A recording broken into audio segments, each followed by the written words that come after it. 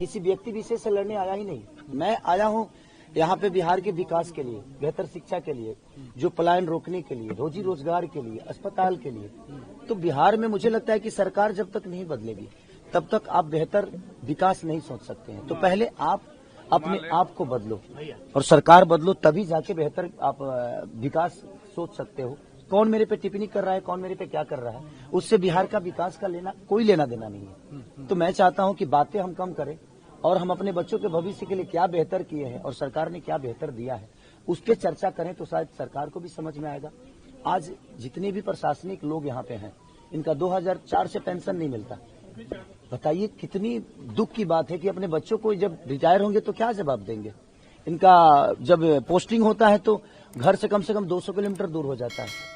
ये कम से कम 60 किलोमीटर के अंदर होती तो शायद ये अपने बच्चों से हर दिन मिल भी लेते और अब अपने बच्चों को बेहतर संस्कार भी दे पाते और शिक्षा भी दे पाते। मेरा आखिरी सवाल आपसे, कल एक नोटिस आपको मिली चुनाव मतदान के एक दिन पहले, ये नोटिस कोई बात नहीं, उस पर बात नहीं करूंगा क्योंकि मैंने खून पसीना से उस घर को बनाया है, दिनों रात मेहनत करके बनाया है, बहुत पैसे लगे हैं उस घर में। अब भगवान को मंजूर जो होगा वही होगा, क्योंकि बिना हरि कृपा तीर न डोले। उनके बिना कृपा के एक पत्ता तक नहीं हिलता है। तो खेसारी लाल यादव तो एक मामूली सा छोटा सा इंसान है और इस स्कूल में पढ़ा हूँ, मुझे खुशी हो रही है। आज इस स्कूल में मैं 8वीं तक पढ़ा हूँ।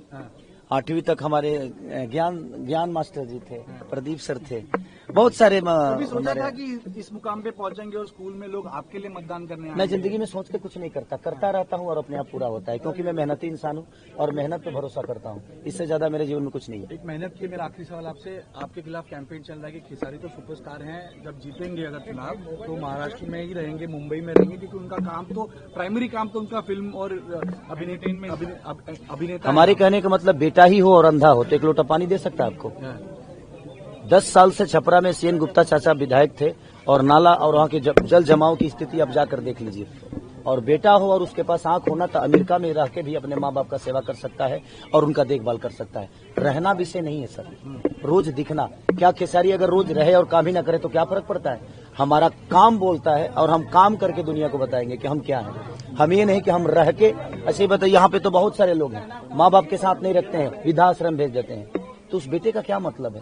बात यह है कि जिसके लिए मैं आया हूं और जिसके लिए मुझे जनता चुनी है और चुन रही है, वो कितना बेहतर करता है ये मायने रखता है। रहने से कोई फायदा नहीं। काफी नेगेटिव कैंपेन रहा। जहाँ भक्ति है हर शब्द में, कथाओं में छिपे हैं दिव्य रहस्य और ज्योतिष देता है जीवन को दिशा। धर्म से जुड़ी हर बातों को जानने के लिए हमारे चैनल स्तुति को सब्सक्राइब करें।